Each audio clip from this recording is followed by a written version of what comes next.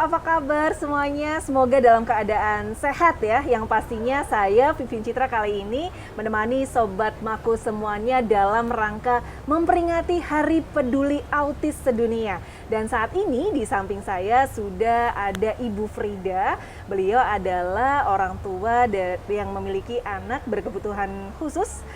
Kita tahu bahwa menjadi orang tua dan memiliki anak dengan berkebutuhan khusus seperti autis ini tidaklah mudah gitu ya Bu Frida, butuh waktu yang sangat panjang untuk bisa mendampingi gitu. Kalau dari pengalaman Bu Frida sendiri memiliki anak dengan autis ini, seperti apa sih Bu Frida? Ya, terima kasih Mbak Citra. Kalau cerita tentang pengalaman, ini kan sudah agak lama ya, saya harus mengingat-ingat lagi itu. Karena anak kami yang sulung, yang autis itu sekarang usianya sudah 25 tahun. Sudah besar berarti sudah ya, besar, Bu, dewasa. Jadi lumayan juga mendampinginya selama 25 tahun. Ya.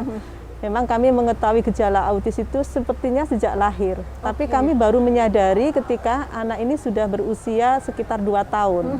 Baru kami menyadari ini ada kelainan. Dan waktu itu informasi kan masih belum seperti sekarang ya. Begitu mudah kita dapatkan aksesnya melalui internet. Tapi waktu itu kami mengandalkan para pakar memang. Kami datang ke psikiater, kenapa kok anak saya terlambat bicara, kenapa anak saya itu nggak mau kontak mata dengan orang, kenapa anak saya juga memiliki perilaku yang tidak wajar ya, dalam pengertian berbeda dengan teman-temannya. Misalnya dia punya kegiatan yang sifatnya rutin, yang nggak bisa kita ganti. Kita ganggu dia akan marah, ini berarti ada kelainan nih, ya, ada perbedaan dengan anak-anak yang seusia dia. Lalu kami datang ke beberapa pakar, ke psikiater maupun ke psikolog. Belum mendapatkan diagnosis tentang autis gitu ya. Itu sekitar tahun 98. Lalu akhirnya diagnosis autis itu kami peroleh dari psikiater ketika anak saya sudah di brain mapping. Jadi di otaknya itu dia ada brain mapping sehingga tahu mana. Ini semacam kayak tes seperti itu Bu Frida? Iya, itu seperti kayak kita mau di salon itu. Jadi itu di rumah sakit ada alat seperti itu, brain mapping, sehingga nanti gambarnya berupa ruang-ruang otak. Akhirnya tahu otak bagian mana yang mengalami keterlambatan atau gangguan. Dari situ baru diputuskan, oh dia autis. Karena kadang-kala kalau kita hanya melihat dari perilaku, orang bisa keliru. Mungkin dia gangguan pusat perhatian, dikira autis. Mungkin dia speech delay, dikira autis. Hiperaktif, dia dikira autis. Maka yang akurat adalah dengan brain mapping tadi itu. Semacam MRI, tapi itu istilahnya brain mapping. Iya, seperti itu. Akhirnya setelah tahu dia didiagnosis oleh psikiater, dia autis, baru kita lakukan tata laksana. Jadi yang pertama waktu itu tahun 98, 99 di Malang belum ada. Kami harus ke Surabaya di Dr. Sutomo. Di Rumah Sakit Dr. Sutomo. Di sana di bagian psikiatri itu ada untuk terapi khusus anak autis. Dan karena banyak yang ke sana juga, waktu itu kami lihat banyak orang yang membawa putra-putranya yang juga autis. Kami cuma dapat jatah 1 minggu itu 1 kali, dan 1 kali itu hanya 1 jam terapi. Terapinya seperti apa waktu itu Bu? Aduh, kalau dijelaskan susah ya. Jadi, terapi pertama itu adalah bagaimana anak itu mau kontak mata. Ternyata memang cara kita belajar secara sosial itu yang pertama adalah melewat kontak mata. Itu yang penting. Anak-anak juga belajar tentang sesuatu dari kemampuan kontak mata. Nah, masalahnya anak autis ini ternyata kontak mata itu justru minim, bahkan tidak sama sekali. Jadi waktu bayi itu kami kudang gitu ya, dia melengos. Kita dari dia melengos. Kita anggap itu sesuatu yang lucu, tapi ternyata itu adalah satu masalah. Ya, benar. Jadi jendela pengetahuan ya, termasuk belajar sosial itu dari mata ternyata awalnya. Jadi anak-anak ini tidak bisa mengikuti karena dia tidak melihat, tidak mau melihat itu. 3 bulan pertama terapi itu hanya diminta untuk lihat supaya mau melihat orang, mau bertatap mata kayak gini. Kontak ya. Betul. Supaya ada Sekarang dia sudah diajak ngomong, sudah mau. Sudah bisa. Jadi ternyata terapi pertama itu adalah bagaimana anak autis itu mau kontak mata, mau melihat, ngomong dengan orang itu tatap gini. Itu yang pertama, itu 3 bulan, hanya ngajarkan itu aja. Nah, setelah kontak mata baru diajarkan hal-hal yang lain, termasuk sampai pada bina diri itu.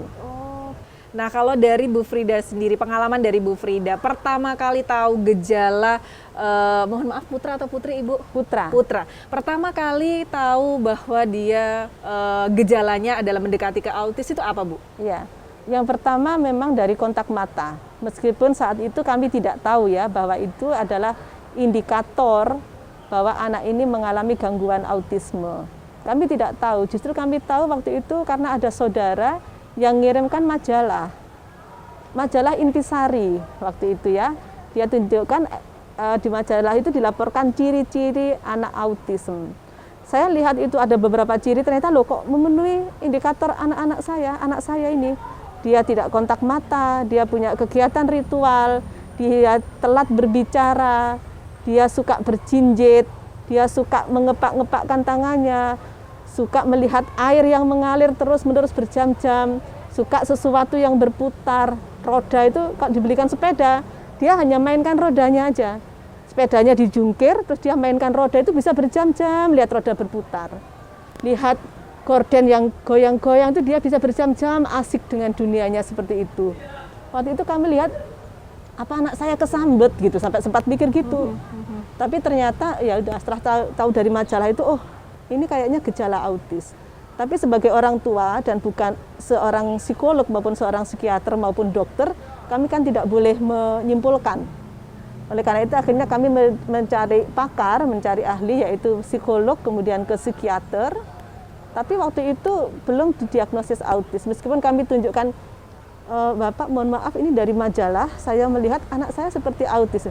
Terus dia, coba beri waktu saya observasi, katanya psikiaternya gitu. Diobservasi anak saya selama setengah 30 menit, diputuskan, oh bukan autis. Tapi kami merasa ada sesuatu yang salah dalam diagnosis itu. Karena orang tua ini kan hidupnya 24 jam ya dengan anak ya. Sementara para ahli mungkin hanya observasi 1 jam 30 menit. Jadi kami belum puas dengan itu. Akhirnya kembali lagi datang ke psikiater yang lain. Masih belum didiagnosis autis. Itu zaman dulu itu susahnya seperti itu. Sekitar tahun 98. Akhirnya kami putuskan ke rumah sakit yang besar di Surabaya. Di situ ada serangkaian tes, tidak hanya dokter psikiater yang menangani, tapi mulai dari dokter umum, dokter THT, dokter saraf, sampai pada akhirnya ke psikiater. Dan diduga dia autis, tapi untuk memastikan, dokter ingin adanya suatu cek laboratorium, dan kami memilih dengan brain mapping. Ke rumah sakit lain kami lakukan brain mapping selama 1 jam atau setengah jam, dia itu dipasang-pasangi alat untuk merekam otak. Oke. Akhirnya dicetak itu hasilnya, kita tunjukkan ke psikiater, dilihat oh iya ternyata memang autis. Saya nggak tahu gimana psikiater menganalisisnya, tapi dari gambar itu karena kepakarannya ya, akhirnya tahu oh ya ini otak ini yang mengalami lambat perkembangan, dan itu adalah indikasi dari autisme secara medis. Oke, baik. Jadi dari perilaku orang tua yang mengamati, tapi yang memutuskan adalah seorang psikiater atau dokter. Benar. Gitu. Pada saat itu, ketika diagnosanya adalah autis seperti itu, sebagai orang tua dengan tidak ada background mungkin medis, bukan psikolog juga, perasaan Bu Frida pertama kali ketika mendengar diagnosis itu? Iya. Waktu itu karena kami belum banyak belajar tentang autisme, tidak tahu masa depan seperti apa. Tapi setelah diberitahu dokter itu autis, saya tanya, terus bagaimana cara penanganannya? Dengan tata laksana Bu, intervensi perilaku. Di mana ada tempat itu? Saya cuma gitu aja. Karena bayangan saya, oh itu cepat bisa disembuhkan. Gitu ya. Ada terapi Bu, bisa nggak ditunjukkan di mana pusat terapinya? Terus beliau tunjukkan ini nih. Yang harganya saat itu wow gitu ya. Belum di cover macam-macam ya, belum ada BPJS waktu itu ya Bu. Sekarang juga mungkin belum di cover BPJS untuk terapi itu. Kemudian akhirnya kami putuskan di rumah sakit itu. Tapi karena ini rumah sakit besar dan saya lihat banyak pasien anak autis, sehingga jatah kami hanya 1 minggu 1 kali, dan itu hanya 1 jam. Bayangkan saya dari Malang ke Surabaya, antri, pas giliran anak saya hanya 1 jam. Padahal kami baca lagi teori literasi ya, buku-buku. Ternyata anak autis itu harus ditangani untuk awal itu harus 8 jam minimal 1 hari. Tapi kami hanya mendapatkan kuota jatah 1 jam karena harus berbagi dengan yang lain. Karena apa? Minimnya pusat-pusat terapi saat itu. Wow, ini sangat luar biasa ya, pengorbanan, pendampingan gitu kan. Iya. Nah, kalau boleh saya bertanya nih ya Bu, karena ini kan apa ya, bisa dibilang kan tidak semua orang bisa menerima. Kalau kita ngomongin lingkungan begitu. Nah, kalau dari pihak keluarga, lingkungan, selama ini bagaimana sih, ada nggak sih atau pernah dengar sentingan kayak stereotipnya kan masih kayak gimana gitu, pernah nggak sih Bu? Ya tentu saja seperti itu ya, karena perilaku anak kita berbeda, tentunya menarik perhatian orang lain, termasuk orang dewasa maupun anak-anak. Ya yang bisa kami lakukan hanya bersabar, bersabar dan tidak bosan-bosannya memberitahu bahwa ini adalah suatu bentuk perbedaan perilaku. Pernah waktu itu gini, kami punya pengalaman di sekolah, ya, sempat anak saya itu sekolah TK, TK-nya di TK umum, kerjasama dengan pusat terapi. Jadi pagi pusat terapi, nanti siang dibawa ke sekolah umum kayak gitu. Itu masih usia yang masih muda. Di sekolah ketika bermain tuh anak-anak kecil, anak TK itu kalau anak saya datang bilang, ada anak gendeng ya, anak gendeng, nah, gitu. Tapi kami nggak apa-apa karena mereka belum tahu. Akhirnya kami dekati anak-anak itu. Mas Wildan itu tidak gendeng, dia namanya autis, nggak apa-apa kalau mau bermain gitu. Terus kita dampingi, lama-lama anak-anak itu menjadi berani mendekati anak saya dan mau bermain, bahkan kalau datang malah disambut. Kakak ini, dia sebetulnya dituntun sama teman-temannya diajak bermain seperti itu. Terus kemudian ketika di tetangga kami memilih tinggal di kampung, ya waktu itu kami sudah berani rumah tidak berpagar. Karena apa? Saya ingin anak saya interaksi dan memutuskan untuk hidup di kampung saat itu sangat kami syukuri karena perkembangan sosial anak saya justru sangat bagus ketika tinggal di kampung, di mana kami dengan tetangga itu sangat akrab, rumah nggak ada yang berpagar, anak saya bisa bermain dan semua orang tahu dia punya berkebutuhan khusus, malah tetangga saya membantu. Suatu ketika hilang tuh anak, hilang terus saya, duh kemana? Terus ada bapak-bapak datang, Bu, mohon maaf tadi anaknya saya ajak jalan-jalan. Ada lagi ibu-ibu, Bu, saya ajak ini ke belanja ya. Lah, tetangga mulai berani berinteraksi dengan anak. Itulah mulai perkembangan anak luar biasa untuk dia bermasyarakat dengan orang lain karena justru penerimaan lingkungan yang baik. Mereka tidak menghindari. Kalau ejek-ejekan ya sudahlah, memang itu wajar. Ya.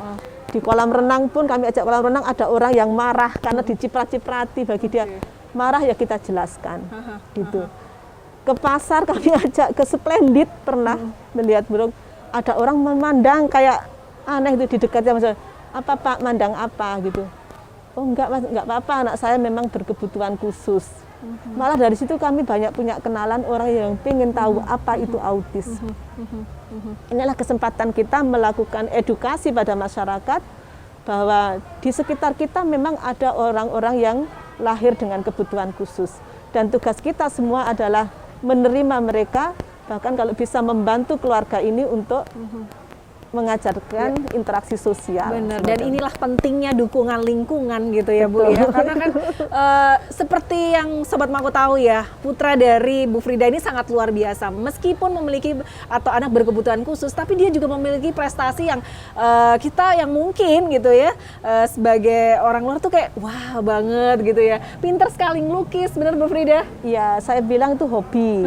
Hobi dia melukis tuh ketahuan ketika berusia 7 tahun. Kami lihat suatu ketika saya pulang, kok di komputer tuh banyak gambar. Gambar buah-buah, gambar sayuran. Terus saya tanya kepada yang mengasuh itu, Mbak ini tadi yang gambar siapa? Ya kakak, Bu, kamu yang ajari? Enggak gitu. Oh, kok dia bisa Wattpad ya? Enggak tahu, enggak ada yang ngajari. Dia buka program Wattpad, dia gambar dan itu detail. Ketika gambar rumah itu handle pintunya itu ya detail, ada ukirannya kayak gitu. Kita nggak nyangka. Akhirnya saya komunikasikan dengan guru terapi. Wildan punya kok bisa menggambar ini? Iya Bu, kami ajarkan di sekolah. Terus gimana kalau kita tambahi dengan kursus, kita panggil guru khusus melukis gitu. Akhirnya kita cari dan dapat guru lukis khusus untuk menangani anak saya. Sampai kemudian diajari sampai kepada lukisan kanvas. Nah, pada saat dia suka lukis itu ya luar biasa sama dengan ini ya. Dia gambar tembok, adiknya tidur aja diukir batuknya itu dengan pulpen. kakinya digambarin, baju koko adik, kalau adik pakai baju polos, adiknya langsung dia gambarin macam-macam itu. Akhirnya kita salurkan itu, kita tunjukkan media yang benar, kertas atau kanvas gitu. Ya, tentunya dibantu oleh guru lukis ya. Akhirnya dia bisa menggambar di kanvas dengan menggunakan krayon sampai kanvas yang ukuran 1 meter kali 60 dia sudah bisa, dan sebagian lukisan kami jual untuk membeli peralatan lukis. Luar biasa, ikut pameran pula ikut ya Bu Frida ya. ya. Baik, disupport baik. oleh sekolah dia waktu itu. Inilah pentingnya sekali lagi dukungan dari lingkungan. Mungkin yang terakhir nih Bu Frida, saya ingin tanya, tidak semua orang tua bisa seterbuka Bu Frida, bisa menerima kondisi anaknya seperti itu. Mungkin kalau dari Bu Frida sendiri nih, bagaimana sih tipsnya supaya orang tua yang memiliki anak dengan berkebutuhan khususnya untuk autis ini sendiri menghadapi ini, apalagi ini era digital mungkin berbeda dengan zamannya waktu Bu Frida yang sulit sekali informasi untuk didapat. Kalau sekarang kan semua serba mudah aksesnya. Betul. Apa yang harus dilakukan? Tips seperti apa dari Bu Frida? Yang pertama, sebelum kita mensosialisasikan atau mengedukasi orang lain adalah mengedukasi diri sendiri. Pertama, orang tua itu memang harus menerima. Cukup sudah kita menerima ini, bukan menolaknya. Kita anggap ya sudah, ini memang perbedaan, bukan suatu penyakit atau apa, tapi ini perbedaan perilaku anak. Kita terima anak kita dan kita bantu dia untuk menghadapi dirinya sendiri juga, karena mereka, saya yakin mereka sendiri bingung dengan dirinya. Maka orang tua yang kuat dan saudara yang kuat untuk menerima dia itu adalah sesuatu yang diutamakan. Setelah kita menerima, baru kita memang akan memberitahukan kepada masyarakat supaya apa? Masyarakat pun bisa menerima, karena bisa jadi anak itu nanti akan bermasyarakat tanpa orang tuanya. Kalau orang lain tidak tahu itu seperti apa kan gitu ya. Maka keterbukaan itu menjadi penting, dan saya melakukannya dengan memiliki blog. Saat itu ada mikroblog yang khusus cerita tentang anak saya, mulai pengalaman sejak deteksi dini sampai kemudian kegiatan dia sehari-hari, saya pakai dengan bahasa yang ringan, dan itu kemudian akhirnya tulisan di blog itu jadi buku. Diberi judul bukunya Kekuatan di Balik Autisme. Nah, terus kemudian setelah dari blog, kemudian ada sosial media. Saya nulis di Facebook, setiap hari saya tulis cuma 1 paragraf atau 2 paragraf tentang kegiatan anak saya sehari-hari. Jadi harapannya apa? Supaya orang bisa membayangkan, oh seperti itu ya kehidupan anak autis dengan keluarganya. Dan akhirnya serial di Facebook itu jadi buku lagi. 1 buku, dan sekarang sudah siap 2 buku lagi. Wow. Jadi khusus untuk dia, itu cara saya untuk menyampaikan kepada masyarakat bahwa ini adalah perilaku berkebutuhan khusus, bukan perilaku yang harus dijauhi, tapi justru dipahami. Dan kita akan gunakan cara dia di dalam berkomunikasi dan berinteraksi, bukan cara kita. Kenapa? Karena kita bisa dengan cara dia, kita bisa dengan cara kita sendiri, tapi anak autis tidak bisa dengan cara kita. Oke, baik. Sekali lagi terima kasih banyak Bu Frida atas waktunya. Dan semoga sehat selalu. Amin. Salam untuk putra tercinta. Siapa? Amin. Kakak Wildan. Wildan. Oke, baiklah kalau begitu.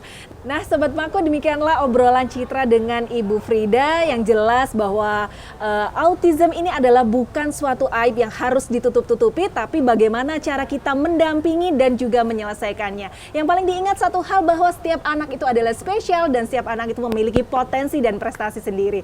Nah, sebentar lagi saya juga akan ngobrol dengan seorang psikolog, masih tetap mengenai dengan autism ini seperti apa. Tunggu ya setelah yang satu ini.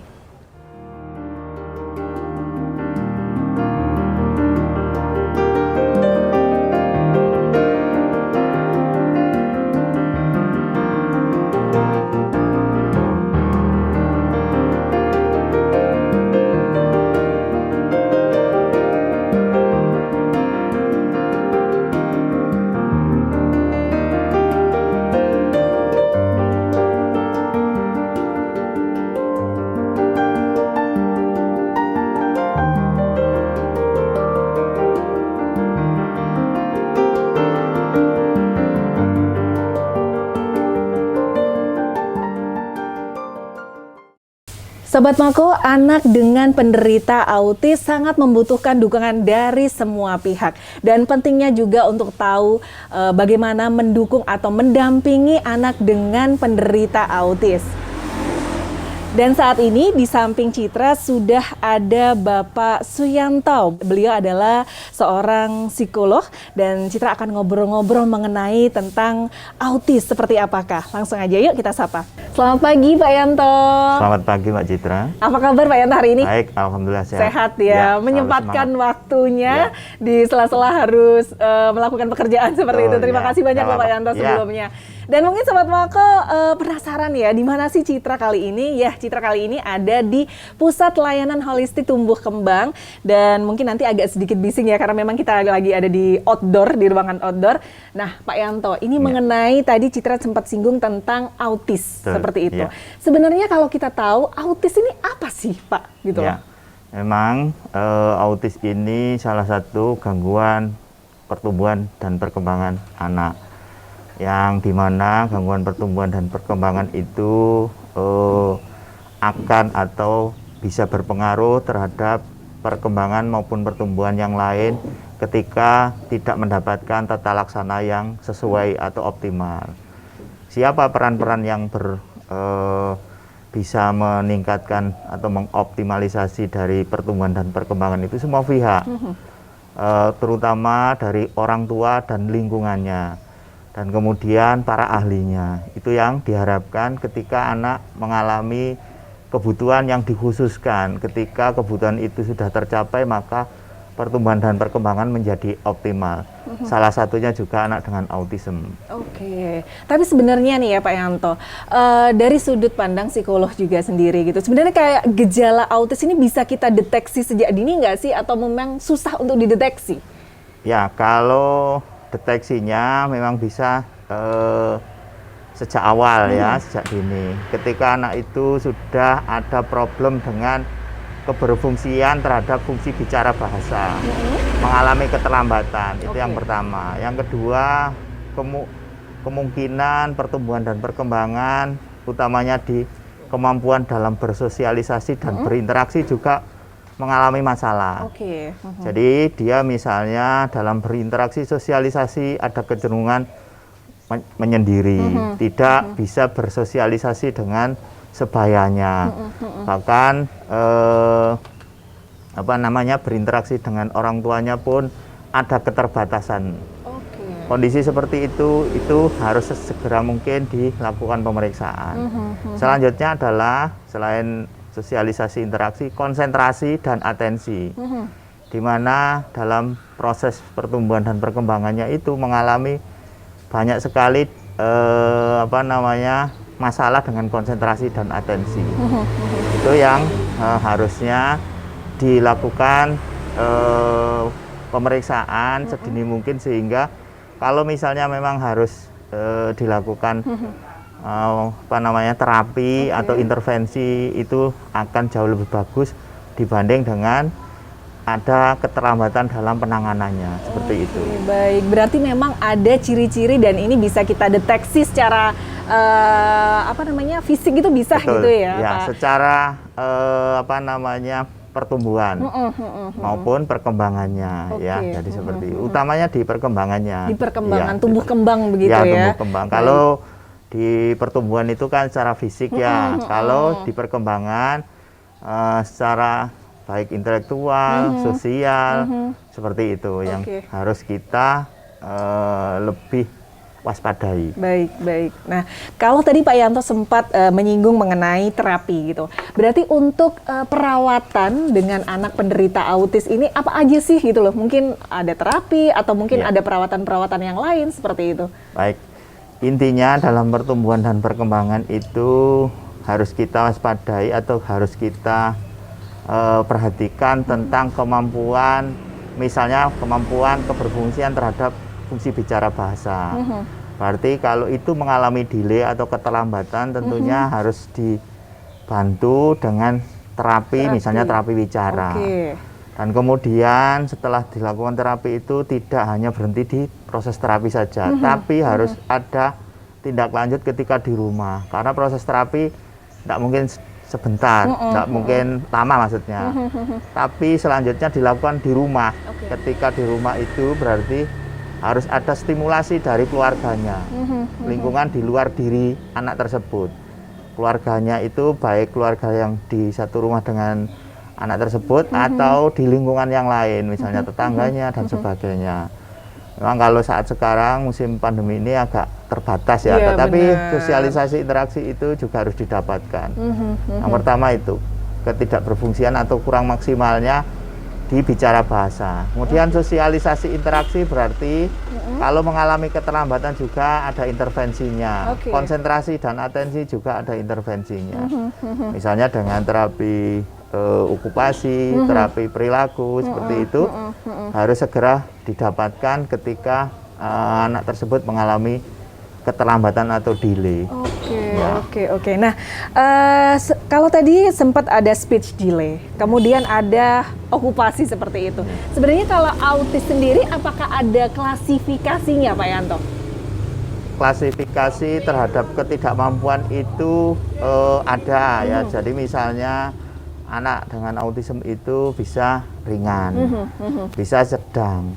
Kategorinya bisa juga yang berat seperti gitu itu. ya. Tapi kalau kami dari tumbuh kembang utamakan sesegera mungkin dilakukan intervensi. Jadi tidak boleh keluarga itu terus kemudian berpikir bahwa oh ini berat berarti tidak bisa dilakukan intervensi. Oh ini ringan berarti intervensinya cuma sedikit. Tidak seperti itu, tetapi optimal.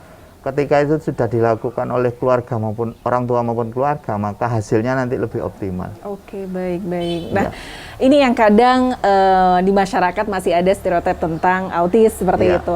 Sebenarnya kalau kita boleh katakan gitu, seberapa penting peran orang tua dalam mendidik atau mendampingi anak dengan penderita autis? Ya, memang betul. Di masyarakat itu kadang-kadang anak-anak dengan autism itu ada labeling ya, ada cap nakal, terus mengganggu seperti itu ya, bahkan kok nggak ngerti gitu ya, sudah diberitahu nggak ngerti,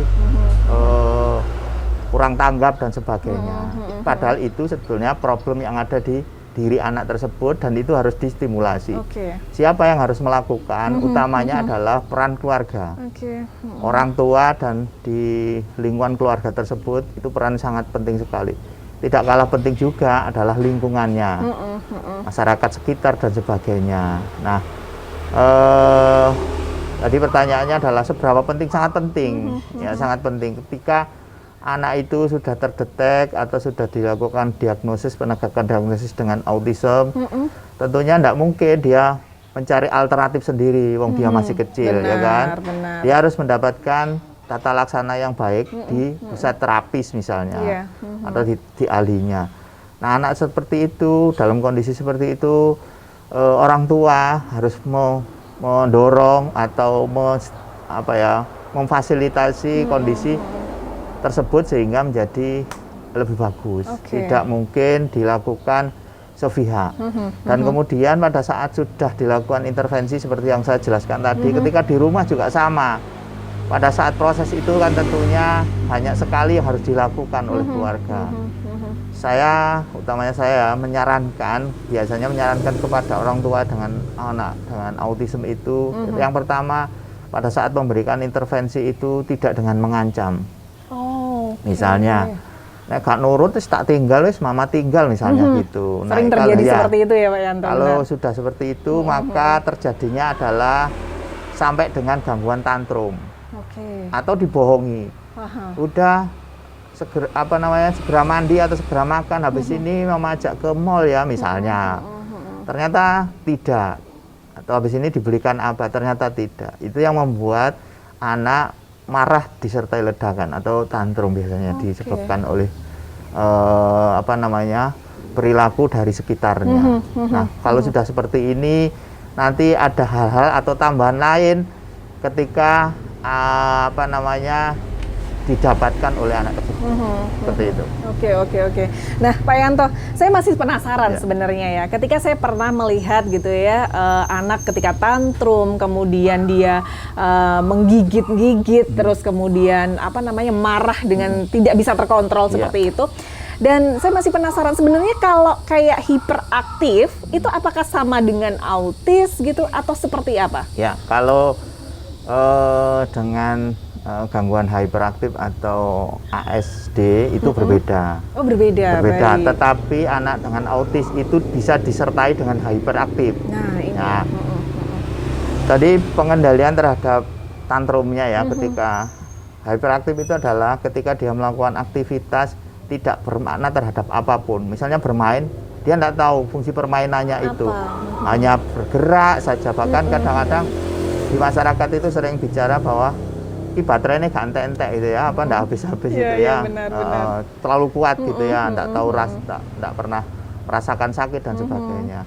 Nah, ketika itu sudah atau ditambahkan dengan tantrum atau marah yang disertai ledakan, biasanya cirinya ada dua. Dia ada kecenderungan mencederai dirinya sendiri atau orang lain. Nah, ketika itu sudah dilakukan oleh anak, biasanya mendapatkan respon dari orang tua itu volume marahnya itu lebih tinggi. Ya, lebih tinggi. Baik. Misalnya akhirnya dicubit dan sebagainya, dipukul dan sebagainya.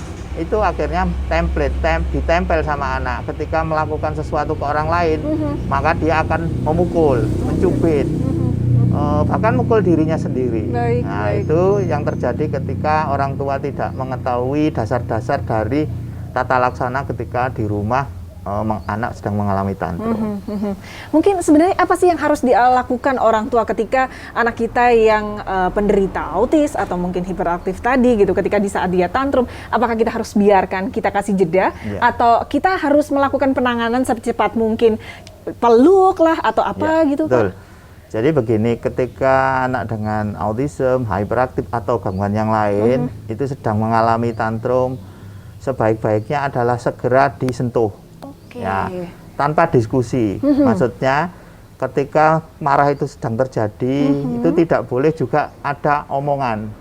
Ada kata-kata yang keluar dari orang tua. Sudah diam aja seperti itu. Itu tidak akan mereda. Tapi biarkan dulu sekitar 3 menit ya sampai dengan 5 menit. Kalau perlu disentuh. Nah, dalam kondisi disentuh itu kan ada ya kita gitu ya. Selain itu kita akan merasakan ini heart rate-nya, detak jantung dari anak tersebut. Kalau mulai stabil, mulai kadang-kadang ditandai dengan misalnya sesegukan itu gitu. Kalau nangisnya mulai mereda, itu mulai diberikan intervensi yang positif.